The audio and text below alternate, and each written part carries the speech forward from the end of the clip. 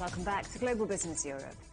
The hunt for dark matter is back on at Europe's physics research centre, CERN. The world's largest and most powerful particle accelerator has fired up again to deliver proton collisions at record-breaking energy levels around the 27-kilometre-long Large Hadron Collider. Well, Dr. Mark Owen, no relation, is from Glasgow University School of Physics and Astronomy. Mark, welcome. The collider's been closed for the last 3 years for maintenance and then, of course, the pandemic. Just how significant is it and how exciting is it to see it all fire again? Yeah, it's a really great moment to see everything going again. There was a live stream earlier and there was the control rooms over at CERN were full of people, everybody cheering. Everyone's just really excited to see what this new data will bring us. 10 years ago, scientists at CERN discovered the Higgs boson particle. How significant was that, and what might be discovered next? Yeah, so the Higgs boson discovery was a really significant moment. So the Higgs boson is the particle that we think gives other particles mass. And of course, if we want to understand the universe, we need to know why things have mass. So that makes it a big discovery. Now, we carry on measuring the Higgs boson, and we'll do that in the next one. But we're also hoping we might see something new and exciting. So one possibility, for example, is dark matter. So we know there must be dark matter in the universe, but we don't know what particles dark matter is made of. And hopefully with the new energy and the great run coming up, we have a chance maybe to see some hint of dark matter in our data.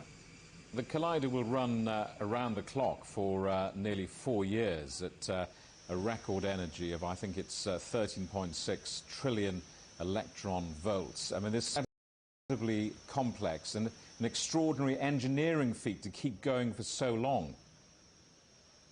Yeah, and there's a huge expertise at CERN. Lots of people work a lot of hours to make sure everything works. And we also have to operate our detectors, make sure they take all of the data. So it's a huge collaborative effort from people from all around the world. And for someone who has no physics qualifications, at the heart of all of this, of course, is dark matter. Just explain to us why that is so important. Well, we want to understand sort of how the universe works, and when the astronomers look up in the sky, they make measurements, they can see that with all the matter they see in their telescopes, things don't make sense because we know how gravity should behave. And so there must be something else out there, and it gets this mysterious name, dark matter. And, you know, if we want to understand the universe, we need to know what that dark matter is. And so then on our side, we build these big colliders, smash things together, and try to see if we can see some hints of the dark matter in our data. This, of course, is based in Switzerland. I mean, I just want to ask you how much of an international collaborative effort this is.